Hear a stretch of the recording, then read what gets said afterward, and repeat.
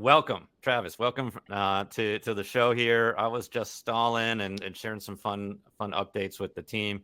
But hey, everybody, this is probably one of the highest, most popular sessions that we've done here on AppSecU API authentication, and we couldn't have a better partner here to talk about it than Travis, who's been the leader of Curity.io for like 10 years, joining us from Stockholm. So thank you for I wouldn't even say it's late there because you probably have sun until tomorrow morning, right? It's like exactly. And it's the nice time of year, right? I shouldn't be pulling you out of the fun time of year, but anyway, welcome. So pleased to have you here. I know a lot of people have been asking, is this session going to be recorded and made available? Yes, 100%. And so we're going to talk about API security or API authentication security here. Travis actually did a session for our AppSecCon. So if you want to get access to that replay, that's also available on our YouTube channel. Just look up AppSecU, and on YouTube you can find it there. And Travis and his company have also generously contributed this course that I just mentioned a little bit ago, right? So really fantastic session. Travis, I actually took it myself this week to learn a little bit, and maybe this is a good starting point for us all, which is why the heck is authentication so complicated? I mean, like, we could send a man to the moon, all that stuff, right? But holy cow, like I had a hard time following all these paths of the user does this, then a request goes there, and then help me understand, like, maybe this is why you wanted to create Curity in the first place. Like, what is the problem here? Why is this so hard? I think ultimately, and hopefully the microphone's better now, Dan. Yeah. I think ultimately it is such a simple thing for us people to do. I mean, you and I, we know each other, we see each other all the time, we know things about each other. It's just kind of human nature to identify and authenticate and know people, whereas with a computer that is just like a 0 and a 1 is all that it understands, and we build up from there. It takes a lot, and there's a lot of levels of abstraction in order to do authentication and digital identity even on top of that. And so yeah, we can send people to the moon and we can also log them in, but both are very complicated things kind of in their nature, especially when using computers around that. So I think it just is a hard space, and that's definitely why I created Curity, is that I wanted to help people, my team and I wanted to help people simplify all of that, and so that we wouldn't always have to reinvent the wheel and reteach the computer, so to say, how to identify people. And there are so many different ins and outs and aspects to it. And so really what we've been trying to do at Curity is to make that easier for people and sort of distill it down into an API, so to say. Well, in the very first slide, I think, of the course, and even in your talk at AppSecCon, is like, okay, API authentication. Here's a list of choices you got, right? You can do basic authentication, you can do token and digest and blah, blah, blah. There's probably like 10, 20 more out there, right? And one thing I didn't mention to everybody is Travis also created, this is like, frankly, the inspiration for AppSec University. He created Nordic APIs. So if you guys aren't familiar with that, I'm going to type this in there, nordicapis.com. Is that right? That's right. Check it out, right? This is a site that has tremendous resources. They do their own conferences. I was fortunate enough to go to Stockholm and to Austin, Texas to attend phenomenal events, right? So if you want to learn about authentication, just like you learn about APIs on AppSecU, go check out Nordic APIs, right? But like one thing I noticed is at your events, right, when somebody gets up to do a session about passkeys or some newfangled, like, or what the future of authentication looks like, the room is jam-packed, right? So it is like we're not even in a steady state now for authentication. No, exactly. And I mean, there are a lot of different options for sure, but I think we should be careful not to conflate a couple of different things here. So first of all, we need to authenticate to the API, and we also need to authenticate the user. And authenticating to the API, there's a handful of ways to do that, like basic and digest, which you mentioned. But honestly, there's like a couple really. I mean, it's OAuth and mutual TLS, and that's kind of it. And there's a couple of flavors of mutual TLS. But on authenticating a user, the sky is the limit. And there's always new things coming up like passkeys, which are really great. But how do you then take a passkey and the authentication that's done by that great phishing resistant token, which I just used to get in here, and turn that into something that you can call an API with? Because you can't do passkey to an API. It will never ever happen. And so the process of going from that different user authentication into API authentication, that I think is important for the audience to see those as two distinct things, and to have it in their mind as they're architecting their systems of, okay, how do I put something together where my API knows who the user is, that maybe today is using username, password, and maybe OTP and email links and things like that, and I can add in passkeys as I get to that point without my API having to be disrupted, redeployed, recoded, all that sort of stuff. So we talked about this a little bit before, Dan, but that way I think is really, really important for the whole audience to get.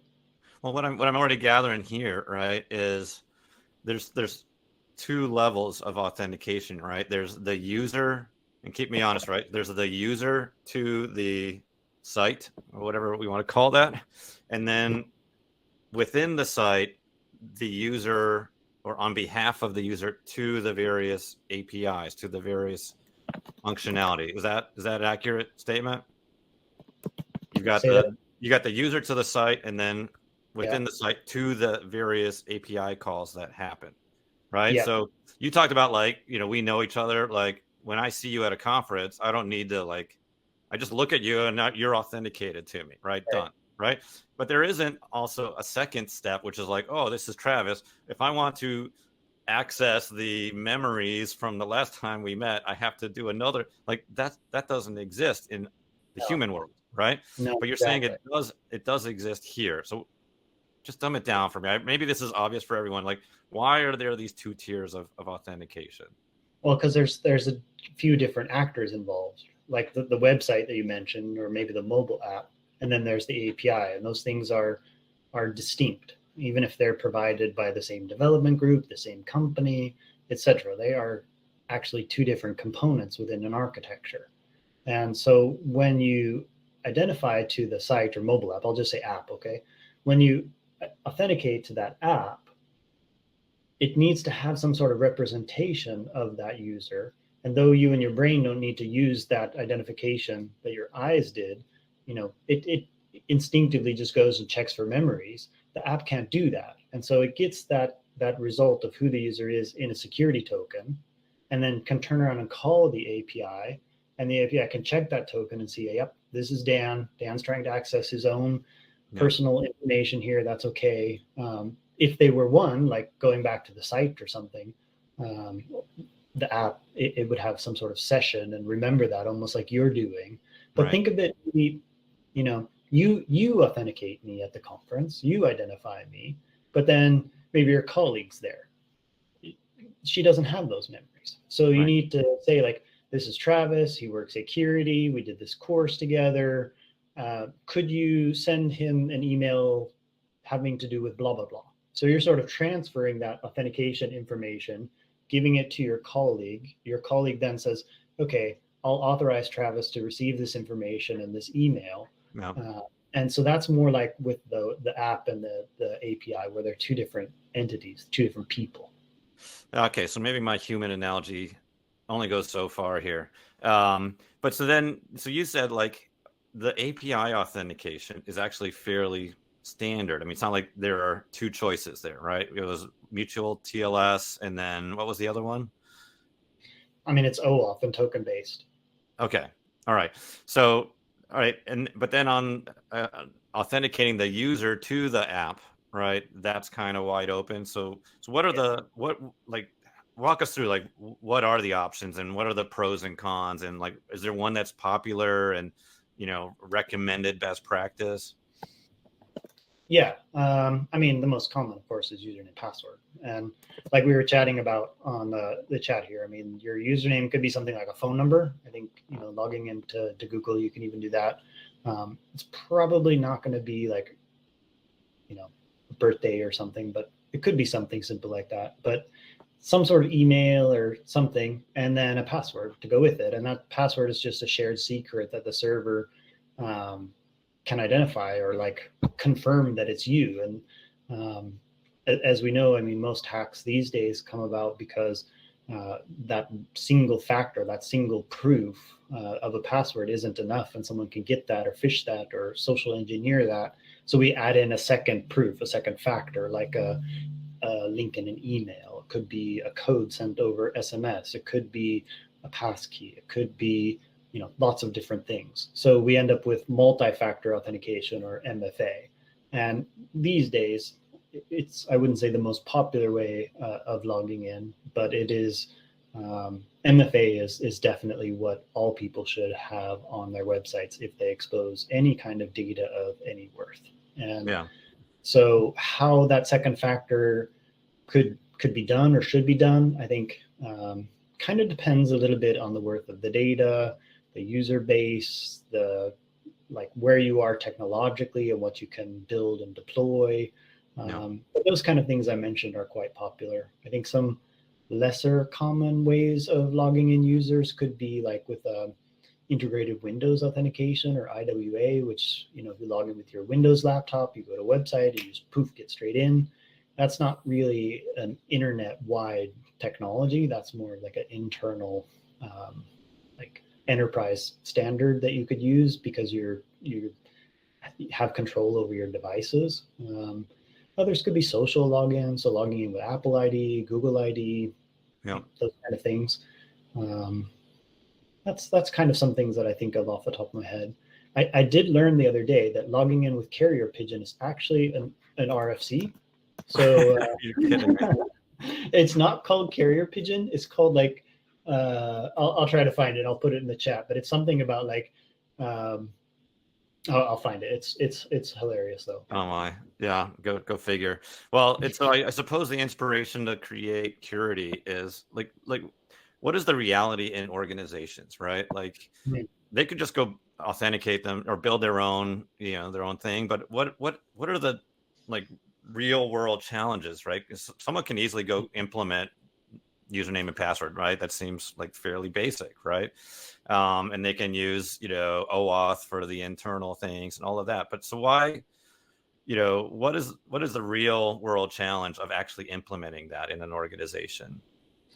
I mean, I think a lot of it comes down to increasing complexity. I mean, as you scale up your login, what you'll need to do is you add in more users, different kinds of use cases, different scenarios. The security apparatus always lags the product and the go to market of the business. And so if the security of that is holding you back, it's going to delay your business endeavors. And so by using an off-the-shelf product to do it, you don't have to constantly maintain that. Plus, I mean, a lot of organizations, they're not focused on some of the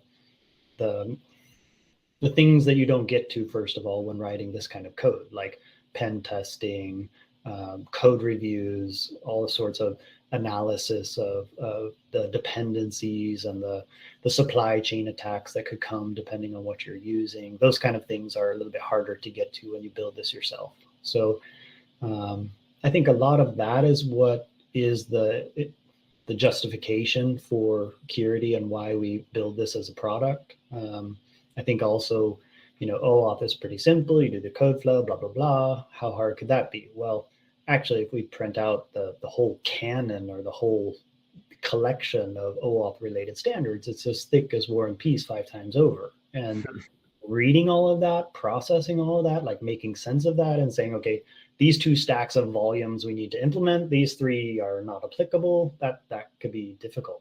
And so, implementing all all of that stuff in those two stacks of books or volumes is a lot of coding to write, and getting that correct and being able to use that in all those different use cases, and having a product that's very simple to deploy and test and use and log and audit, all of that is no small task. Well, I mean, even taking the course, right? Honestly, like keeping up with Jakob and following all the line, like this request goes there, then something comes down here, then another request. Like it's just really hard to like. You got to remember the client, the authorizing server, the response server, the whatever. It's just complicated. So I can see why you exist out there. And so in AppySec, we do these workshops a lot, and we talk about the OWASP top 10. And OWASP, they updated the API top 10 from 2019. They updated it in 2023, right? And lots of changes, adds, things merged, a few things dropped off, but two things did not change, right? Authorization and authentication, right? Number one and number two remained unchanged, right? They're about the only things that were unchanged, right? And we see it in breaches left and right, right? So what's sort of remarkable on the authentication side is we sort of think like, oh, people are brute forcing, they're finding their way in, they're hacking passwords and all these kinds of things. But actually, when we look at at least the most public of breaches, and I'm sure like that stuff happens, but the stuff that really like makes the news, it tends to be no authentication, Travis. Like we just for some reason left the door unlocked for some reason. Is this like something you see as well? I think people who come to us are maybe they had that problem, but they're trying to fix that problem. So yeah, I don't see that a lot, but I have heard those things for sure, like at conferences and things like that, and in the news. And I think a lot of times it's stuff that's kind of forgotten, things that are put up there as a test, and then it just stays up, and hackers are able to move laterally from that forgotten machine or endpoint. So it definitely is a problem, and I think that as your infrastructure scales, that becomes a bigger and bigger risk. But I think as engineers, does it, maybe it happens. I mean, you kind of like, okay, we'll solve this later on, let's just get in and start building the features, etc., and then it gets deployed. I mean, that often is the case where stuff that is under development or half baked, or you're going to come back to it later, get built. So yeah, it seems like there's this perception that APIs are sort of hidden, right, and behind the scenes, and they're almost maybe even like viewed as internal, right? It's not something that you see on the website, right? It's not in front of your face. It's kind of the plumbing. And we know that like developers, they have a lot of pressure, right? Get this new release out, fix the bugs, sales needs this new feature, whatever it might be. And so, yeah, maybe, in the rush to prod, we overlook a few things, right? But, looking at the breaches that have happened, right, which I've talked a lot on these sessions, like tons of them are no auth, right? So, okay, that's problem number one, right? Like, why are you leaving the door unlocked on these APIs? But then number two, that brings us to authorization, right? And I definitely want to talk about that here in a sec, but I see Bhupender has asked a question here, and I want to make sure we tackle it. Can you shed some light on OAuth's workflow and vulnerabilities? Any thoughts on that? Sure. I mean, the great thing about RFCs, even the one on Carrier Pigeon's login, which I just shared on the chat, they always have this section. Well, actually, not on that one, but most of them at least. There's a section called like security, and it talks about the different issues of security. And OAuth has extensive section on that, and then even accompanying RFCs on the security vulnerabilities of OAuth, and then there's also best common practices, because the RFCs, they'll say like you can do this, you may do that, whatever, but the best common practices, or BCP, what it talks about is like, in order to be safe, you need to do this.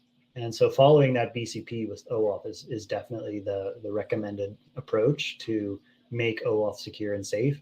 Another great way is using what's called FAPI, which is a very secure profile of OAuth where all of those mays and mites and cans are really turned to like, it's exactly this. And that's been proven mathematically to be safe and secure when you follow that specification or profile of OAuth.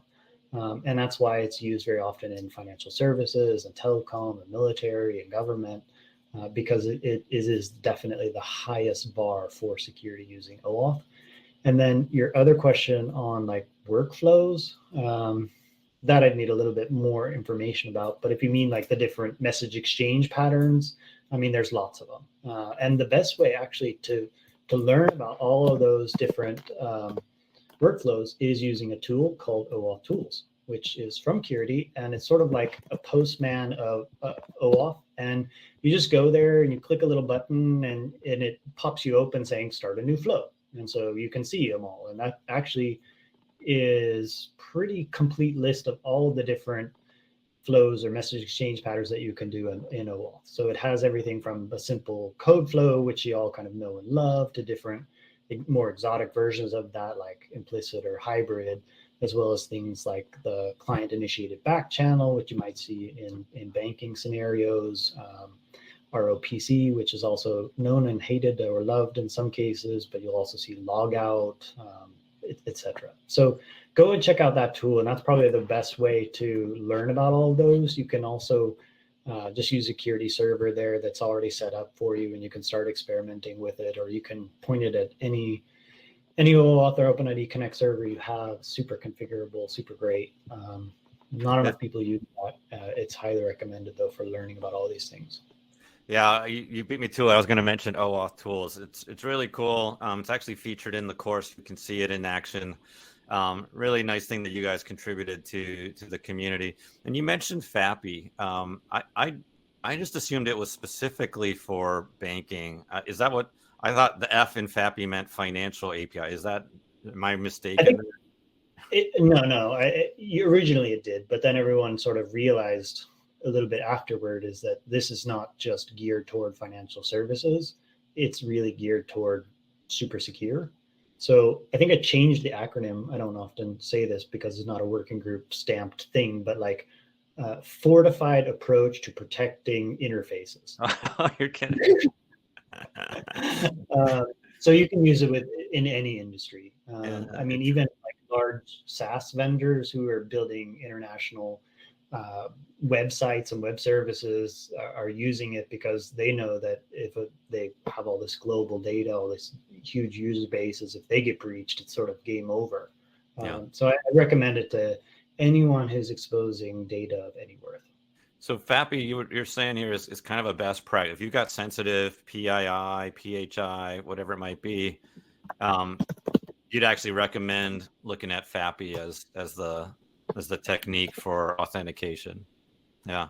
Because it's going to, like, if you're going to encrypt a token, if you're going to sign a token, you're going to use these ciphers. You're going to have this version of TLS. You're going to have, you're not going to use a code in this way, or you're going to have this like Pixie involved, things like that.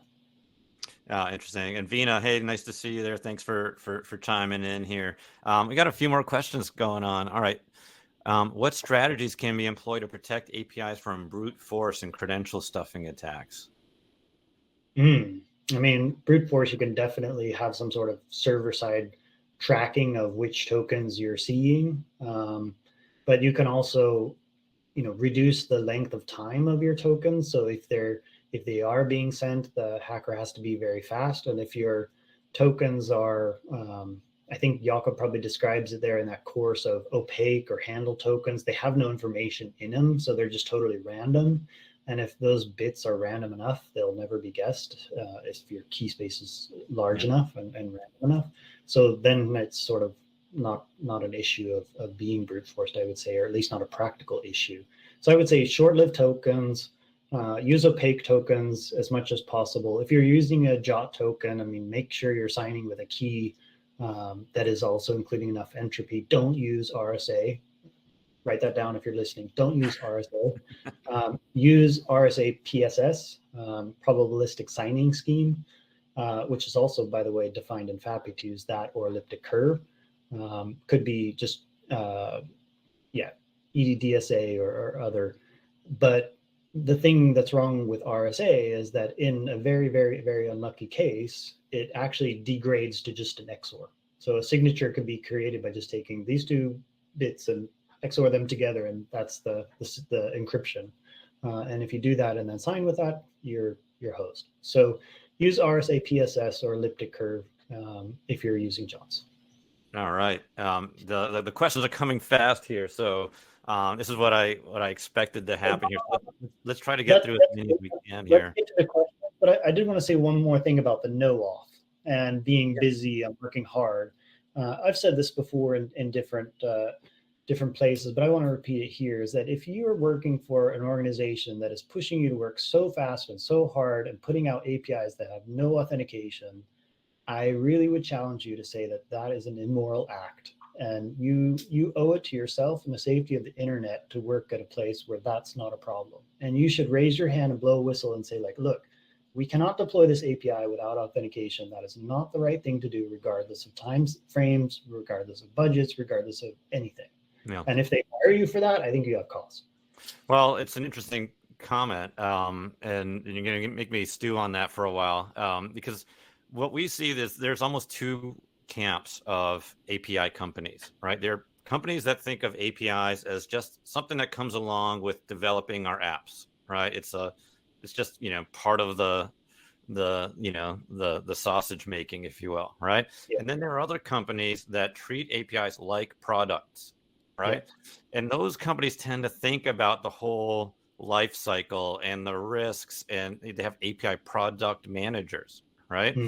And that this is something that I recommend a lot to organizations. Like, don't treat APIs like it's a thing, right? Just like you do for everything else. I can sort of understand why, like, it's just a communication path. What's the big deal, right? But it actually is a flawed way to think of, and it causes these things to get overlooked, right? And what we do a lot in our workshops, right? We raise awareness. We go through all these examples of how bad things happen. And what's great is when organizations invite their dev teams to the workshop, right? And I've had engineers at the end of the call say, I already know code I got to fix, right? And there are really only three things that we recommend, right? Tackle authorization, which we should talk about. Like, make sure user A can't access user B's data. Make sure you've got authentication, right? Not zero authentication, but you have authentication and it's appropriate to the level of sensitivity. And number three is data exposure. Like, what is your API replying with, right? And is that somehow valuable to people? So, my goodness, there's a lot of questions. I do want to touch on Tatiela's question here, who's one of our recent AppySec certified grads. So nice to see you here. What is the best approach for sending login credentials from a login page to a server? This is a very tactical question, but it's got to happen on almost every website. Login credentials from the website to the API? What is the best approach for sending login credentials from the login page to the server? TLS. Just make sure it's encrypted? Yeah, just make sure it's encrypted. I mean, You got to collect that password somehow. I think... the most important thing is when you store that, you're storing a hash and not the actual password. Sending it in a post would be better than sending it in a GET, because the GET will be tracked by like intermediaries. So I would just post it and hash it, check it. Don't put it in the URL request. Put it in the payload. Yeah, yep. Good point. Good point there. So let's talk a little bit about authorization, right? So I think I have a mistaken viewpoint that authorization is somehow distinct and separate from authentication, right? Like, authentication is Dan, right? Authorization is, can Dan see Travis's data, right? Exactly. Simple example. I always assume that logic needs to live in the app itself, but that creates its own, cumbersome management. Like, how do you manage all that? So Like starting at the top, like what's your view of authorization, and how should organization tackle it to make sure there aren't these gaps in logic that frankly are what API hackers are looking for? Definitely. So first of all, I completely agree that that's what authorization is, but I think we should also say that sometimes when talking about authorization, what it also means is that you, Dan, authorize some mobile app, Bank of Ted, to access stuff on your behalf. Or maybe not Bank of Ted, but like payment provider X to Sure. access your banking data. So that sort of step of allowing a payment processing app to do stuff with your financial data at a bank is you authorizing that application. And in OAuth, that's the authorization that they mean.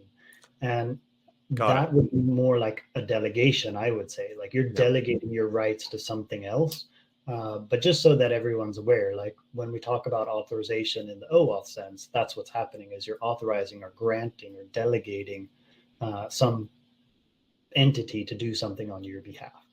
But then within an API, they're going to receive, the API is going to receive all this identity data. Okay, this is Dan. Can Dan access Travis's records?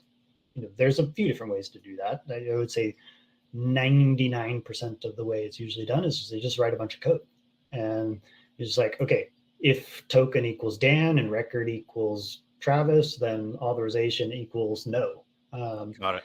It's super hard because when your auditor shows up, they got to understand whatever programming language you're using. If the business rules change or the authorization rules change, you got to recode that, retest it, redeploy it. So the way to do it and to be in that sort of 1%, and hopefully it will someday switch, but is a hard nut to crack, is that instead of writing all of the code, what you do is use a policy language that allows you to say, create different rules like this under these conditions, like it's Dan, this record, the action that's being created on this piece of data is maybe a read or a delete or whatever. Then I want this authorization decision. So you can write all these rules, and then you take those rules, and a centralized component within your architecture will use those rules and input receive from an API. So the API says, okay, here's the security token, here's the thing being accessed. Now thing, which is called a policy decision pointer, PDP, what should I do? And the PDP will look at all of its policies and say, okay, based on that, access allowed or denied.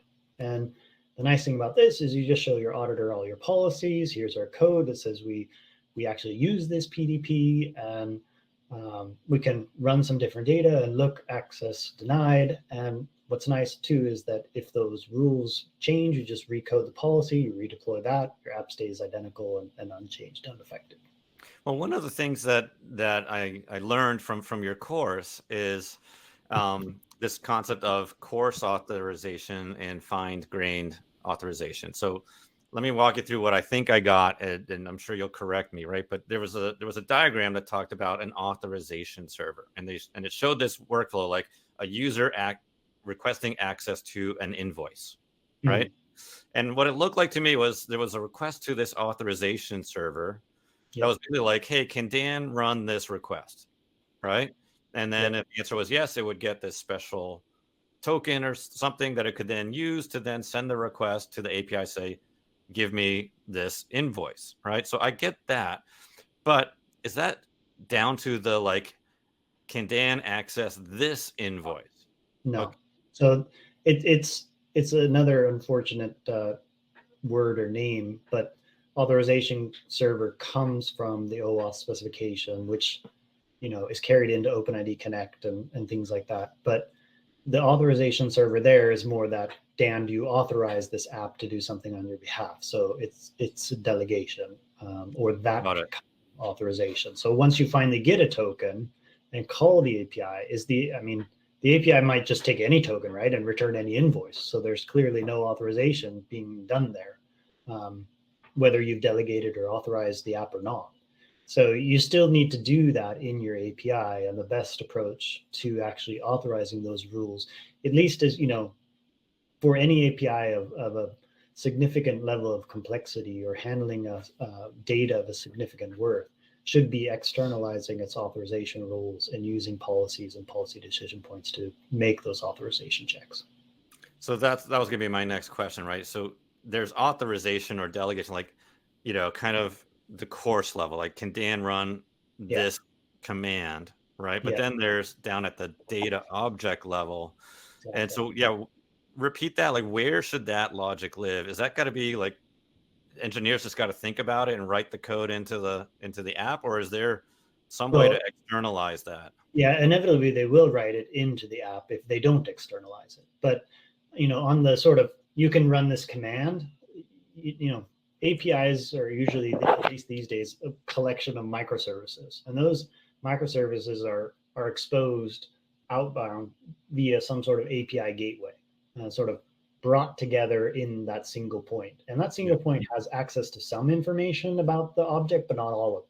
So in that API gateway, you can do coarse grain authorization. You can look at the action, like it's an HTTP delete, or you can look at some parts of the resource, like that you can tell from the URI.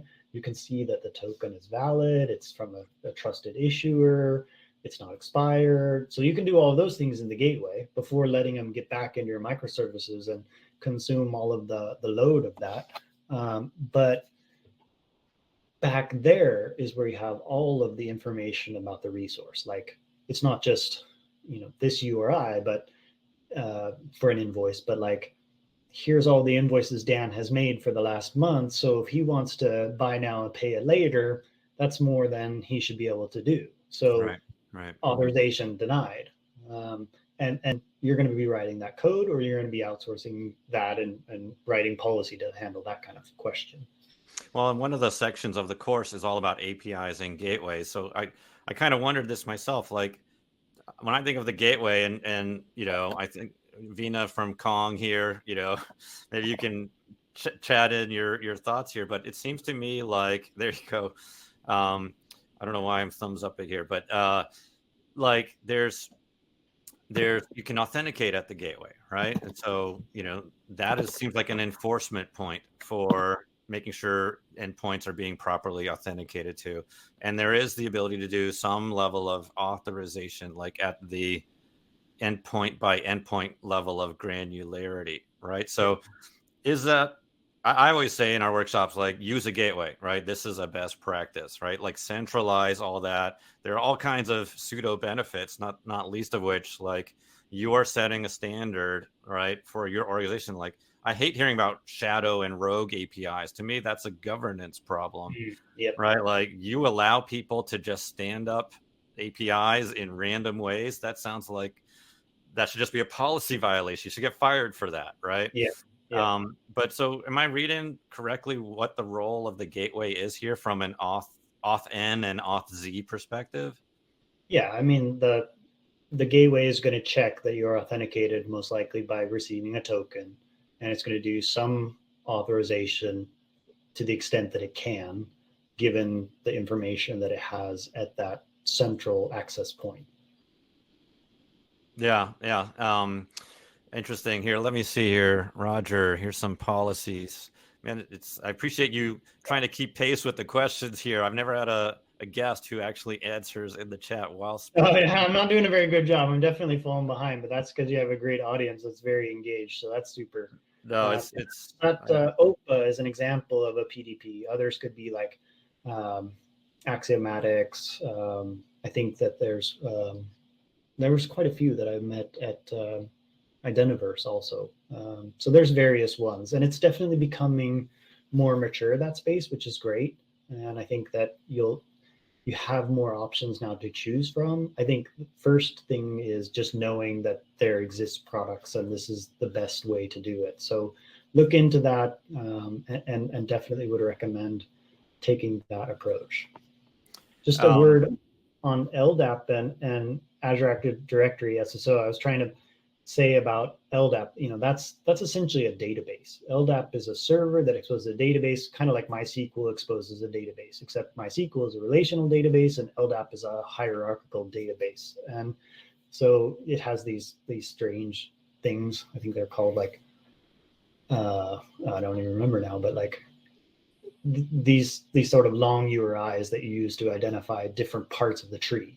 And you'll have a username and a password as attributes of an object, a user object. And so LDAP is just a database. And if you put something like Azure AD on there, competitive query, by the way, then you'll just be collecting information from the user that way that is verified in that backend database. And then to not have to do that every time and help the user out, you might provide single sign-on so that it has a cookie that it remembers, and next time the user doesn't have to log in again. So just kind of put the red boxes in your minds. Yeah, no, I mean, I'm gonna actually, Shelby, fair warning, I'm gonna share a bunch of invitations to folks. So if you can have some URLs ready. We are getting close to the end of the time here, but I do want to reiterate everyone that we've got this course generously contributed by Travis and his team. Jakob did a phenomenal job. It's available now on appisecu.com. And we're going to try to get through as many of these questions as we can here while I make a few announcements. Maybe you could scan the list here, Travis. Yep. But definitely come check this out. We have almost 2,000 people registered for that course. I mentioned the workshop here. So if you want to be a hero in your organization and help raise awareness on API security topics, including authentication and authorization and all of these other things, these are really fun sessions. They're quite entertaining. We go through real examples. We get through the OWASP. So if you want to try or request a workshop, there's the link for that. If you're in the automotive industry or you just interested, everyone's got a car. I can now unlock the doors from my mobile phone and turn on the air conditioning, all this fun stuff. Cars are just loaded with APIs. And so after following on the success of the last AppSecCon, which was a month ago, we're going to do another one, but focused on the auto sector. So go to appseccon.com if you want to check it out. Should be a really fun session. And if you want to attend one of these workshops but don't want to really schedule one for your company, that's fine too, because we're going to do a public one here in July, right? And so, or if you just want to see what it's all about before you go and try to set one up for your company, that's what this one is. We'll send a follow-up. If you missed any of these links, don't worry. We're going to send a follow-up email and we'll throw them all in there. And then I'll just leave this up here for now. And I definitely want to encourage you to follow Travis, to go check out Curity.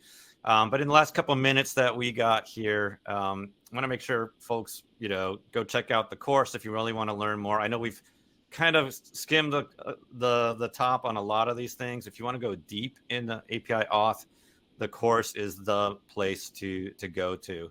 But Travis, you see any good questions fly by while I was chatting? Yeah, there's not actually tons of good questions.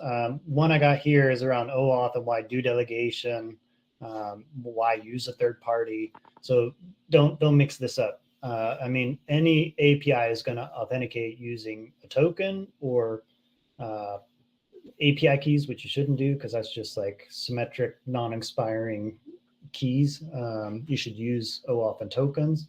You're probably not going to use mutual TLS, so you kind of only have OAuth. And if you have an OAuth server and that's your OAuth server and your website, I mean, there is no delegation going on there. And so you might not even see that familiar prompt like you would see at Google because it's not a third-party application. It's a first party. So just because I say delegate doesn't mean that the OAuth server is going to be run by someone else.